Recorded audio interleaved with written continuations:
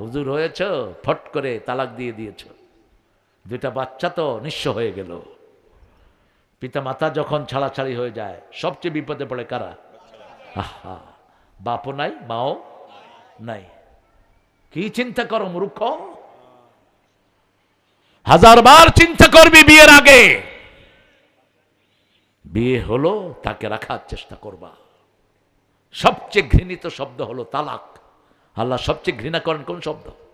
তালাক আর ভিক্ষাবৃত্তি। দুইটা হালাল, কিন্তু হালালের মধ্যে সবচেয়ে নিকৃষ্ট। আল্লাহ বলছেন, নবী বলেন, যারা ভিক্ষা করে এদেরকে ভিক্ষার উপরে আল্লাহ চালায়, এরা কখনো স্বাবলম্বী হতে পারে না। দেখবেন যে মাদ্রাসাগুলো ভিক্ষা করে চলে, ভিক্ষার উপরেই থাকে। বড় বড় মাদ্রাসা আছে না নাই? বাস শুধু দানের উপরেই থাকে। আর যারা এই তালাকের পথ বেছে নেয় এদের জীবনে কখনো সুখ আসে না। আপনি আরেকজনের চোখে পানি ঝরাবেন, আল্লাহ আপনাকে সুস্থ রাখবেন? অসম্ভব। আপনি আরেকজনকে জুলুম করবেন, আপনার শান্তি নষ্ট করে দিবেন কে? আপনি আরেকজনের উপরে দয়া করেন, আপনার উপরে দয়া করবেন কে? আল্লাহ দয়া করবেন। সে আল্লাহ রাব্বুল আলামিন বলছেন, ইত্তাকুল্লাহ আল্লাযী তাসাআলুনা বিহি ওয়াল আরহাম। আল্লাহকে ভয় করো যিনি প্রশ্ন করবেন নিকট আত্মীয়র ব্যাপারে। কি ব্যবহার করেছ আপন বাপ মায়ের সাথে? সবচেয়ে নিকট আত্মীয় পিতামাতা। যা খরচ করবো আগে কার জন্য? পিতামাতার জন্য। সূরা বাকারার 215 নাম্বার।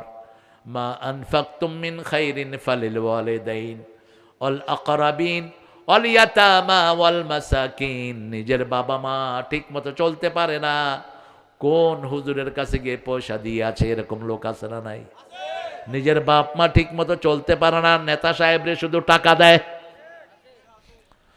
তোর হাজার নেতা মিলে তোকে জান্নাতে নিতে পারবে না, কিন্তু তোর পিতা মাতা খুশি হলে জান্নাত দিবেন কে? গুনাহগুলো মাফ করে দিবেন কে? রাসূল বলছেন, হুমা নারুকা ওয়া জান্নাতুক। তোমার পিতা মাতা তোমার জান্নাত এবং জাহান্নাম।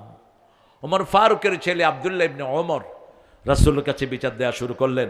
ইয়া রাসূলুল্লাহ, আমার আব্বা আমার বউকে আগের মতো পছন্দ করে না, আমার সময় শেষ। মনোযোগ করে, হ্যাঁ, আমি যে কি ক্লান্ত বোঝাতে পারছি না আপনাদের। হ্যাঁ, আল্লাহ তোমাকে কবুল করুক। তোমরা আছো দেখে আমার ভালো লাগছে। আমাদের ইয়ংরা হলো আমাদের ক্রেজ, আমাদের মূল এলিমেন্ট। আল্লাহ এদেরকে কবুল করুক। এই জন্যই ইসলাম বিরোধীর মাথা খারাপ হয়ে যাচ্ছে যে ওয়াজের মাহফিলে এত যুবকরা যায় কে? ঠিক কিনা? এখন সব কিছু যুবকদের হাতে। কার হাতে? আল্লাহ আমাদের এই যুবকদেরকে ইসলামের জন্য কবুল করুক। এই যে 5ই আগস্ট যে আমরা মুক্তি পেলাম, কাদের কারণে? কাদের? এই যুবকদের কারণে। এই যুবকরা কথা বলার সাথে সাথে অ্যাকশনে যায়। ঠিক না বেটি? কি অ্যাকশনে গিয়েছে? হাসিনা রান্দা বেড়া বইছে, বেটি খাইব। যুবকেরা কয়, মাগি তুই খাবি? তোর খাওয়া ঢুকায় দেবো তোর পেটের ভিতরে। ঠিক না বেটি? আর যা খেয়েছিস আর খেতে পারবি না। 3 বাহিনীর প্রধান সামনে, এই ওয়াকারকে কইছে গুলি চালা।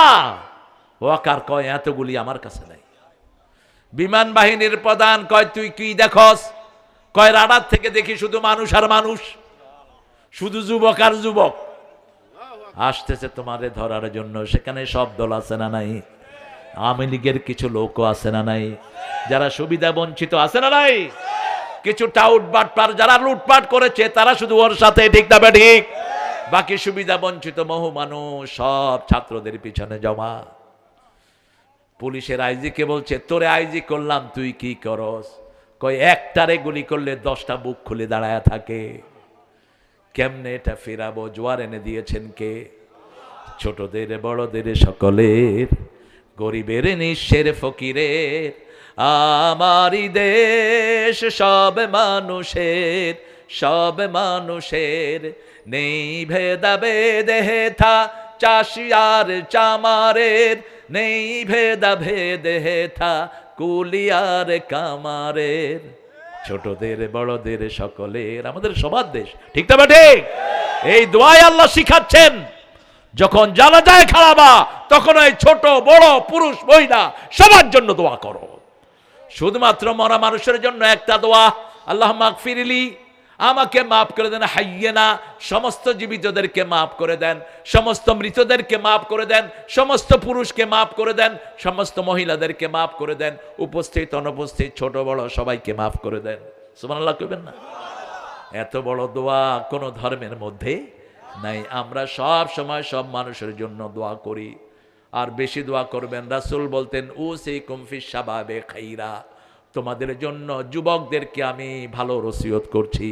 রাসূলের আন্দোলনে যারা ছিল সব কি, জোরে বলেন, সবচেয়ে যুবক ছিল আলী। কয় বছর? 8 বছরে ইসলাম গ্রহণ করেছেন। কয় বছর?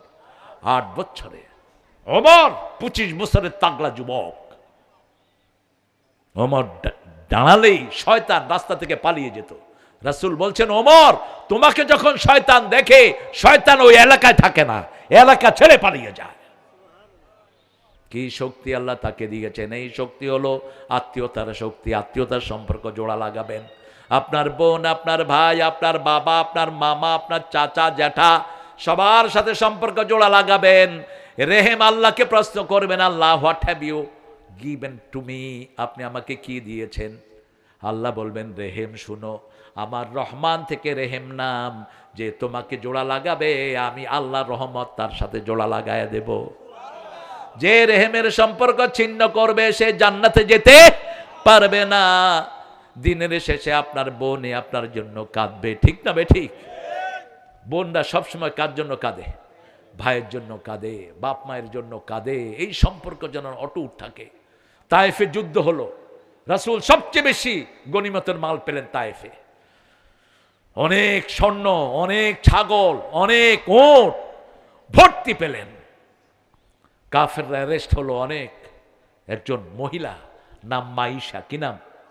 মাইশা। এই মেয়েটাকে যখন অ্যারেস্ট করে আনছিল, মাইশা বলছে, এই লিসেন টু মি, কাম, শোনো, আনা উখতুর রিদা মিন মুহাম্মদ, আমি মুহাম্মাদের দুধ বোন। কি বোন? দুধ বোন। এখন লোকেরা বলল, আপনি কোথায় রাসূলের সাথে দুধ পান করেছেন? বলছে তায়েফের পাশে হালিমাতুস সাদিয়ার বাড়ি, ওই হালিমার কাছে আমি আর মোহাম্মদ একসাথে দুধ পান করেছি। আমাকে নিয়ে চলো মোহাম্মদের কাছে, সাল্লাল্লাহু, রাসূল সাল্লাল্লাহু আলাইহি ওয়াসাল্লামের কাছে আনলো। বলছে মোহাম্মদ তুমি আমাকে চিনেছো নাকি? কত পুরানো স্মৃতি। রাসূল তখন ছোট্ট শিশু ছিলেন, 5 বছর বয়স পর্যন্ত, 6.5 বছর পর্যন্ত মা হালিমার কাছে ছিলেন। এত ছোট্ট স্মৃতি মনে থাকার কোনো কথা নয়। তারপরে মনে করিয়ে দেয়ার মালিককে। রাসূল বলছেন, রাসূলকে মাইশা বলছেন, ইয়া রাসূল আল্লাহ, আমার বয়স তখন 6 বছর, আপনার বয়স 4.5 বছর। আমি আপনাকে কোলে নিতে গেছি, আপনি আমার এখানে কামড় দিয়েছেন, এই যে দাগ এখনো আছে। রাসূল কেঁদে ফেললেন। রাসূল বলছেন আপনি আমার সেই বোন। রাসূল বললেন বোনকে ছেড়ে দাও, যা চায় সব দিয়ে আমার বোনকে বাড়ি দিয়ে আস।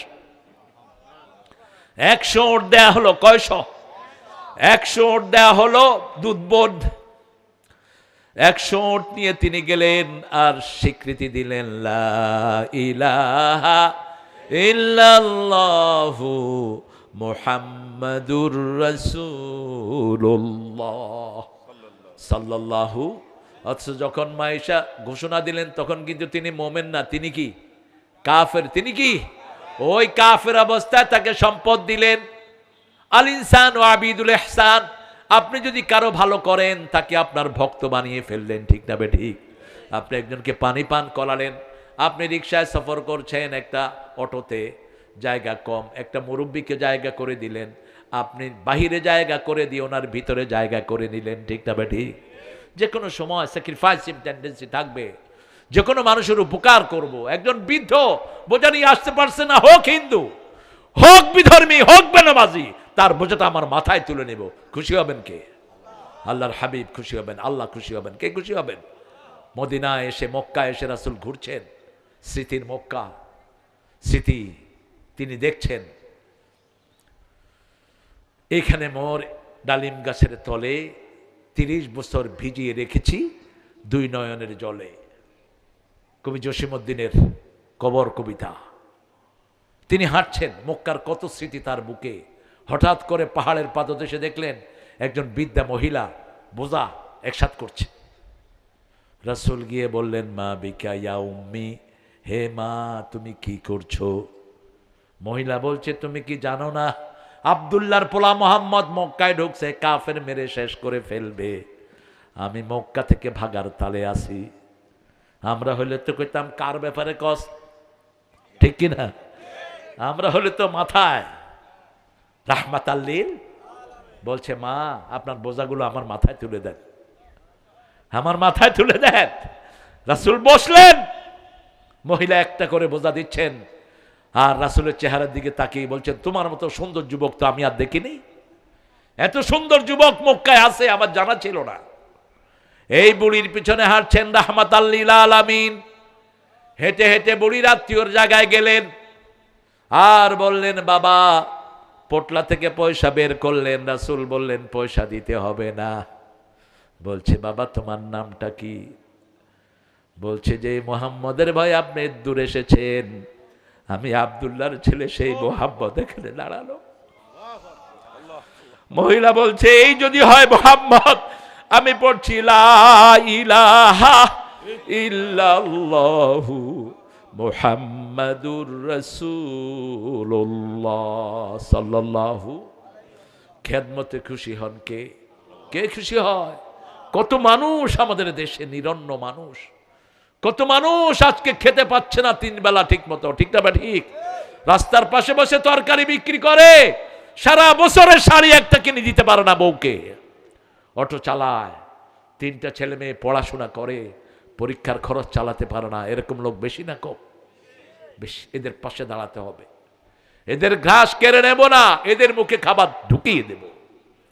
ওয়ালা ইয়াহুদ্দু আলা তুআমিল মিসকিন, মিসকিনদেরকে খাওয়ার দেওয়ার ব্যাপারে যারা উৎসাহিত করে না, এরা আল্লাহকে বিশ্বাস করে না, এরা আখিরাতকে বিশ্বাস করে না। এতিমকে গলা ধরে ধাক্কা দেয়, এরা আখিরাতকে বিশ্বাস করে না।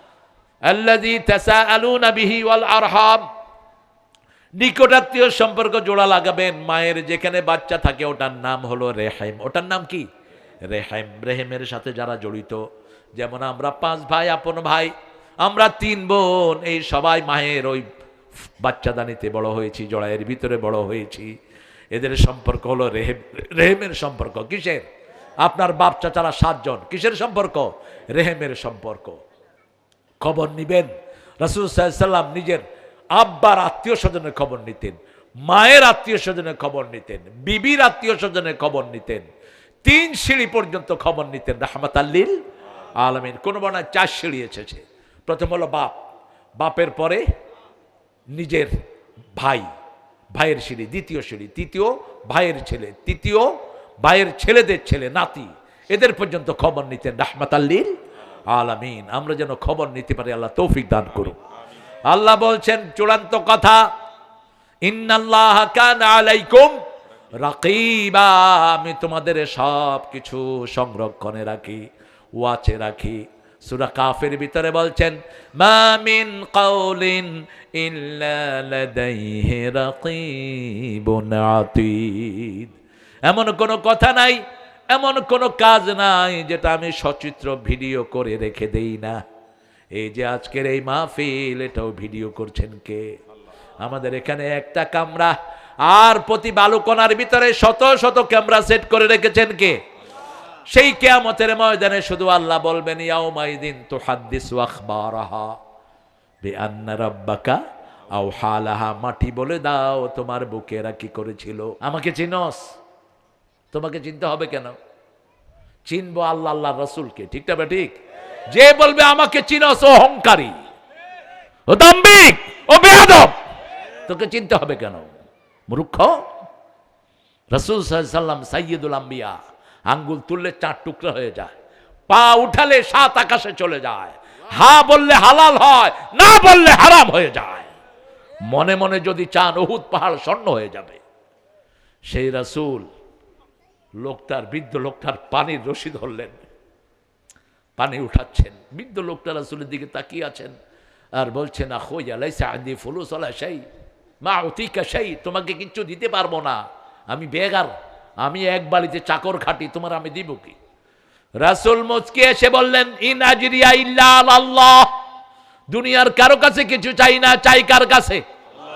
আল্লাহর কাছে। লোকটা অবাক হয়ে তাকিয়ে আছে। পানি উঠালেন, এখন সেই পানি নিতেও পারছে না বৃদ্ধ মানুষ। রাসূল নিজের ঘাড়ে করে তার পানি পৌঁছিয়ে দিলেন। কোন নবী? মদিনার প্রেসিডেন্ট, এত বড় প্রেসিডেন্ট দুনিয়াতে আর কখনো আসে নাই। গাছের কথা বুঝতেন, নোটের কথা বুঝতেন, তার হাত না পেলে গাছ হু হু করে কাঁদতে থাকতো। ওট তার কাছে শিকায়ত করত, পাখি শিকায়ত করত। পানির নিচে নামিয়ে দিয়ে বললেন, আমার নাম মোহাম্মদ। কি নাম? আমি ওই মসজিদটায় থাকি, কালকে যদি আবার পানি ভরাতে বলে আমাকে ডেকে নিয়ে আসবেন, আমি পানি ভরায় এখানে দিয়ে যাব।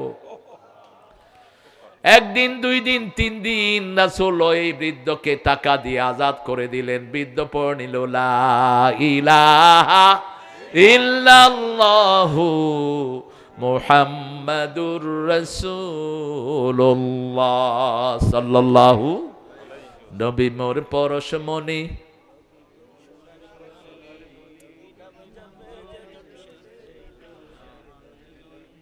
জপতে হবে কার নাম?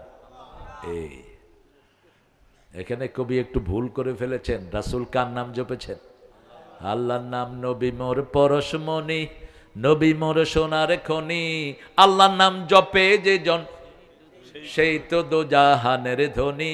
এখানে ঠিক করলে ভিতরে ঠিক হবে।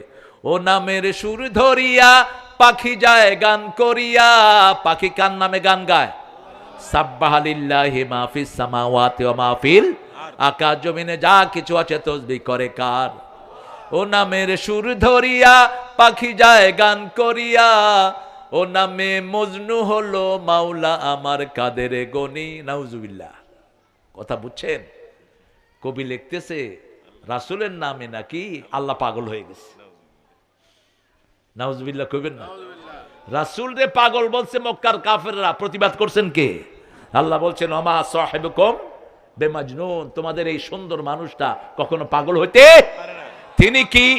আল্লাহ সার্টিফিকেট দিচ্ছেন সূরা নজম 4 নাম্বার, ওয়া ইন্নাকা লাআলা খুলুকিন আযীম। পৃথিবীতে যত শ্রেষ্ঠ চরিত্র হতে পারে সব চরিত্রের গুণগুলোকে একখানে করে যাকে দেওয়া হয়েছে তার নাম রাহমাতাল লিল। পৃথিবীর সর্বশ্রেষ্ঠ সেনাপতির নাম কি? মুহাম্মদ। সর্বশ্রেষ্ঠ রাষ্ট্রপ্রধানের নাম কি? সর্বশ্রেষ্ঠ ইমামের নাম কি? সর্বশ্রেষ্ঠ স্বামীর নাম কি? সর্বশ্রেষ্ঠ কৃষকের নাম কি? সর্বশ্রেষ্ঠ ব্যবসায়ীর নাম কি? আপনি কোন জায়গায় বাদ দিবেন? পৃথিবীতে এমন কোন গুণ নাই যেটা আল্লাহ রাসূলকে দেন নাই। সুবহানাল্লাহ। সেই রাহমাতের নবী মসজিদে নববীতে বসা। তাকওয়া কাকে বলে দেখেন? তাকওয়া যারা অর্জন করে তারা সবসময় মানুষকে হৃদয়ে টানে, মানুষকে ভালোবাসে। কার জন্য? আল্লাহর জন্য। একটা যুবক ছেলে এসে বলছে, this is donation for you, it it, হাযিহি সাদাকা লাকা ইয়া মুহাম্মদ সাল্লাল্লাহু। বলছে মুহাম্মদ সাল্লাল্লাহু আলাইহি ওয়াসাল্লাম, এটা আপনার জন্য সদকা আনছি। রাসূল বললেন নবীদের সদকা খাওয়া জায়েজ নাই। সদকা খাবে ফুকরিরা। ইন্নামাস সাদাকাতু লিল ফুকারা ওয়াল মাসাকিন ওয়া ইবনিস সাবিল ওয়াল আমিলিন আলাইহা। সূরা তওবার 60 নম্বর আয়াতে কারা কারা সদকা খাবে এটা লিস্ট দিয়েছেন। কোন নবীরা সদকা খেতে পারে না, এটা অসম্মানী। যেমন পিতামাতাকে যাকাতের টাকা দেয়া কি? কথা কন না কেন? জায়েজ নাই, অসম্মানী। কিন্তু আপনার ভাইকে দিতে পারবেন। আপনার ভাইকে আপনি দিয়েন না, বলেন ভাই যাকাতের টাকা নেই, ভাই কেবল তোরটা তুই খা। কারণ আপনার ভাই তো, ওর সম্মান আছে না নাই? আপনি তার হাতে দিয়ে দিবেন, ভাই এই টাকাটা রাখেন, আপা এই টাকাটা রাখেন, আপনার যাকাত কি হবে? আদায় হয়ে যাবে। যেহেতু যাকাতের কোনো ফান্ড নাই রাষ্ট্রীয়ভাবে। রাসূল সাল্লাল্লাহু আলাইহি ওয়াসাল্লামকে বললেন হাদিহি সাদাকা লাক। রাসূল বললেন গরিবদেরকে বিলি করে দাও, আমার পক্ষে সাদাকা খাওয়া সম্ভব নয়। দ্বিতীয় সপ্তাহে আবার খেজুর নিয়ে আসলেন। হাদিহি হাদিয়া লাক, this is gift from me to you Muhammad. হে মুহাম্মদ, এটা আমার পক্ষ থেকে তোমাকে হাদিয়া। রাসূল একটা উঠিয়ে খেলেন, বাকিদেরকে খেতে দিলেন। রাসূল সাল্লাল্লাহু আলাইহি ওয়াসাল্লাম পৃথিবীর সবচেয়ে জ্ঞানী মানুষ ছিলেন। তাকে দেখেই বলেন, আর ইউ টেস্টিফাইং মি, তুমি কি আমাকে পরীক্ষা করছো? গত সপ্তাহে নিয়ে এসেছো সদকা, এই সপ্তাহ নিয়ে এসছো হাদিয়া, তুমি নিশ্চয়ই আমাকে পরীক্ষা করছো। কেঁদে দিলেন যুবক, ইয়া রাসূলুল্লাহ, আপনার জন্য আমি মা ছেড়েছি, বাপ ছেড়েছি, আপনার জন্য 100 কোটি টাকার সম্পদ ছেড়েছি, সেই পারস্য থেকে আমি মক্কায় এসেছি। আমি বাইবেলে পড়েছি সালেহ সাল্লামের পরে একজন চূড়ান্ত নবী আসবেন, তার নাম মুহাম্মদ সাল্লাল্লাহু আলাইহি সাল্লাম। আপনার জন্য সব ছেড়ে এসেছি। আমি যখন মক্কায় ঢুকেছি তখন আপনি হিজরত করে মদিনায় চলে এসেছেন। আমি মদিনায় এসেছি, এক ইহুদির ঘরে গোলামি নিয়েছি আপনাকে পাওয়ার জন্য। রাসূল কেঁদে দিলেন আর জড়িয়ে ধরলেন, তাকে কি চাওয়ার বলো। বলছি, ইয়া রাসূলুল্লাহ, আমি বাইবেলে পড়েছি আপনার পিঠের মধ্যখানে একটা মোহরে নবুয়ত আছে, ওটা দেখার পরেই আমি আপনার উপর ঈমান এনে ফেলবো। সাথে সাথে কাপড় উদলা করে দিলেন রাহমাতাল লিল, চিনি চুমু খেয়ে পড়লেন লা ইলাহা ইল্লাল্লাহু মুহাম্মাদুর রাসূলুল্লাহ সাল্লাল্লাহু আলাইহি ওয়াসাল্লাম। তিনার নাম হলো সালমান ফার্সি। রাসূল জিজ্ঞেস করলেন, ও সালমান, তোমার মালিককে বলো কি হলে তোমাকে আজাদ করবে। মালিক ইহুদি, ইহুদিরা দুনিয়া দেখে, আমরা দেখি আখেরাত। ইহুদির বাচ্চা ইহুদি বলছে 100 খেজুর গাছ রোপণ করবা। কয়শো? এই গাছে যেদিন খেজুর আসবে সেই দিন তুমি আজাদ। একটা গাছে খেজুর আসতে কমসে কম 7-8 বছর লেগে যায়। রাসূল বললেন, তাকে খেজুর গাছ দিতে বলো, আমি নিজে রোপণ করব। সুবহানাল্লাহ নাই? জনগণের খাদেম হতে হবে, ঠিক না বা ঠিক? রাসূল সাল্লাল্লাহু আলাইহি সাল্লাম রোপণ করলেন কয়টা খেজুর গাছ? 100। কয়শো? 90টা রাসূল লাগালেন, আর 10টা লাগালেন ওমর ফারুক রাদিয়াল্লাহু। রাসূল খেজুর গাছ লাগিয়ে পানি দিয়ে বলেন, আল্লাহ 1 সপ্তাহের ভিতরে খেজুর দিয়ে দাও। খেজুর চলে আসলো 90টা গাছে, 10টা গাছে আসলো না। রাসূল বললেন, কি ব্যাপার? ওমর কয়, এটা আমি লাগাইছি, এটা আমি লাগাইছি। এবার রাসূল ওইগুলোর গোড়াতেও পানি দিয়ে আল্লাহকে বলেন, আল্লাহ খেজুর দাও। খেজুর চলে আসলো। মুক্ত হয়ে গেলেন সালমান আল ফারসি। খন্দকের যুদ্ধে বিজয়ের একমাত্র সেনাপতি সালমান আল ফারসি। কোরআনকে প্রথম অনুবাদ করার পুরস্কার যিনি পেয়েছেন তিনার নাম সালমান ফারসি। ইত্তাকু রাব্বাকুম, রবকে ভয় করো। আল্লাযী খালাকাকুম মিন নাফসিন ওয়াহিদা, যিনি এক সত্তা থেকে তোমাকে বানিয়েছেন, তোমার বিবিকে বানিয়েছেন। ওয়াবাসসা মিনহুমা রিজালান কাসীরান ওয়া নিসাআ, সেটা থেকে অনেক ছেলে অনেক মেয়ে ছড়িয়ে দিয়েছেন। ছেলে হোক মেয়ে হোক, কটি যথেষ্ট? কয়টা? সরকার বানাইছে কয়টা? জোরে বলেন। এটা কুফরি স্লোগান। কি স্লোগান? কুফরি স্লোগান। আল্লাহ বলছেন, লা তাকতুলু আওলাদাকুম খাশিয়াতা ইমলাক নাহানু নারযুকুহুম ওয়া ইয়্যাকুম। ক্ষুধা পরা দেয়ার ভয়ে কোন সন্তানকে দুনিয়াতে আসা থেকে বিরত করো না। আমি তোমাদেরকে খাওয়া দেই, যারা আসবে তাদেরও খাওয়া দেন কে? সন্তান বেশি যেখানে বরকত বেশি। এক ঘরে নাস্তা করছি, ওরা 10 ভাই। কয় ভাই? 10 ভাই। পয়সা বেশি না কম? বিল্ডিং টিল্ডিং করে একাকার। আর যে ঘরে 10 ভাই হয়, 2 ভাই তো ডরে কোথাও কইব না। ধরেন আপনার 10টা ছেলে, এরা যখন বাহিরে বের হবে, বাকি 2-1টা ছেলের যারা গার্জিয়ান, এরা কথা বলবে 10টা আইতেছে একলগে। কি সর্বনাশ করেছেন! রাসূল বলেছেন, তাজাওয়াদাল ওয়ালুদ আল ওদুদ, বেশি সন্তান দিতে পারে এরকম মেয়েকে বিয়ে করো, আমার উম্মতের সংখ্যা বেড়ে যাবে, কিয়ামতে আমি তাদেরকে নিয়ে গর্ব করব। যেই পিতামাতার সন্তান বেশি, ওই পিতামাতা জান্নাতি। রাসূল সাল্লাল্লাহু আলাইহি সাল্লাম বলছেন, 3টা মেয়ের বাপ। কয়টা? 3টা মেয়েকে দিনদার আদব কায়দা শিখিয়ে মেরে ফেলার চিন্তা করবে না, ইনজাস্টিস করবে না, মেয়েদেরকে ঠকাবে না, নেক পাত্র যদি পাত্রস্থ করতে পারে, এইভাবে ওই পিতামাতা আমার সাথে জান্নাতে থাকবে। সাহাবীরা বললেন, 2 মেয়ের বাপ সেও জান্নাতি, 1 মেয়ের বাপ সেও জান্নাতি। মেয়ে বেশি যেখানে বরকত বেশি। আর সবচেয়ে বেশি বরকত হলো বিধবা, উইডো। রাসূল বলছেন, যেই ঘরে বিধবা থাকে সেই ঘরে বরকতের কোনো কমতি হয় না। আপনার মেয়ের বিয়ে হচ্ছে না, কন্যা দায়গ্রস্ত মেয়ে, রাসূল বলছেন ওদের প্রতি মন খারাপ করো না। বিভিন্ন তাবিজ তোমার করে রাখে, আপনাদের এখানে অবশ্যই এগুলো নাই। হ্যাঁ আছে, হ্যাঁ ও এদের গোডাউন, মাশাআল্লাহ। কারণ এগুলো আসছে হিন্দু সমাজ থেকে। জাদু টোনা, যে জাদু করে রাসূল বলেছেন তাকে খুন করে ফেলো, কিল হিম, তারে হত্যা করে ফেলো। তার শাস্তি কি? কথা কন না কেন? জাদু যারা করো দুনিয়াও শেষ আখেরাত, যে করায় তার দুনিয়াও শেষ আখেরাত।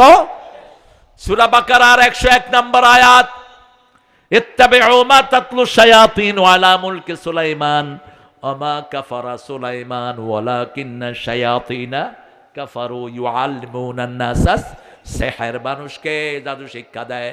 জাদুর মূল টার্গেট হলো ইউফাররিকু বাইনাল মারই ওয়া যাওজিহি, স্বামী স্ত্রীর মধ্যে পার্থক্য সৃষ্টি করে দেয়। স্বামী স্ত্রীকে সহ্য করে না, স্ত্রী স্বামীকে সহ্য করে না। তাকওয়া সবচেয়ে বেশি লঙ্ঘন হয় মেয়েদের সাথে। এই জন্য বিয়ের আসরে তাকওয়ার আয়াত সবচেয়ে বেশি পড়তেন রাহমাতাল লিল আলামিন। শয়তান সবচেয়ে বেশি খুশি হয় কোন কাজে বলেন? কোন কাজে? সংসার ভাঙার কাজে। বুখারী হাদিস। শয়তান রাতে সাগরের মধ্যে একটা বিশাল সিংহাসন পাতে, পেতে ডাক দেয় অন্য শয়তানদেরকে, what have you done today? Come man, hey man, I made a quarrel between two society. তুমি কি করেছো? আমি 2 গ্রামের মধ্যে কিলাকিলি লাগাই দিছি। কিলাকিলি লাগায়া 10টা অ্যারেস্ট, 5টার মাথা ফাটছে। শয়তান কয় তুমি কিছু করো না, you done nothing, okay come come forward, what have you done? তুই কি করছ? কয় আমি বাপে আর পোলার মধ্যে কিলাকিলি লাগাইছি। এটা হয় না বোধ হয়? কথা কন না কেন? মাকে পিটায় এরকম বেয়াদব আছে না নাই? এরকম কোন সন্তান যদি পান পিতা মাতার গায়ে হাত তুলেছে, কাউকে জিজ্ঞেস করবেন না, ওরে আহত করে যে কোনো জায়গায় পাঠিয়ে দেন, হাত পা ভেঙে ওরে গুড়িয়ে দেন, কবরে দিও না, ওটা বেশি মারাত্মক হয়ে যায়। হাত পা ভেঙে দাও। কোন বৃদ্ধকে আপনার সামনে মারবে তাকে আস্ত রাখবেন না, যেই হোক সে, হোক হিন্দু, হোক রিকশাওয়ালা, সে মুরব্বী, তাকে সম্মান করবি, তা না হলে রাসূলের উম্মত হতে পারবি না। রাসূল বলছেন যে শিশুকে আদর করে না, বৃদ্ধকে সম্মান করে না, সে আমার উম্মত। উম্মত না আপনি। কিসের নামাজ, কিসের কি? কি কঠিন ভাবে রাসূল সাল্লাল্লাহু আলাইহি সাল্লাম বারণ করতেন। প্রত্যেকটা জিনিসকে সাজিয়ে দিয়েছেন রাহমাতাল লিল আলামিন। তাকওয়া কিভাবে অর্জন করবেন? এই তাকওয়ার জন্য প্রতিনিয়ত আমাদেরকে গবেষণা করতে হবে, সাধনা করতে হবে। তাকওয়ার জন্য 5 ওয়াক্ত নামাজ আমরা মসজিদে পড়বো, রাজি আছি তো? সবাই পড়বেন? একটু ওয়াদা করেন দেখি, একটু হাত তোলেন, বলেন হে আল্লাহ, হে আল্লাহ, আপনার নামে ওয়াদা করছি জীবনে আর কোনো দিন ফরজ নামাজ, ফরজ রোজা, ফরজ পর্দা ছেড়ে দেব না। হাতগুলো নামায়। শয়তান তৃতীয় ডাকবে, তুমি কি করেছো? বলবে আমি 2 গ্রামের মধ্যে জমি নিয়ে কিলাকিলি লাগাই দিছি। 2 গ্রামের এখন অধিকাংশ লোকগুলো জেলখানায়, কিছুই করো নাই। শেষে একজন ঢুকবে, শয়তানের চেলা, বলছে তুমি কি করেছো? আমি স্বামী স্ত্রীর মধ্যে ঝগড়া বাঁধায়া তালাক পর্যন্ত নিয়ে গেছি। শয়তান উঠে বলবে তুই আমার বুকে আয়, তোর চেয়ে বড় কাজ কেউ করতে পারে না, তুই আমার বুকে আয়, আজকের দিনের সর্বশ্রেষ্ঠ কাজ তুই করেছিস।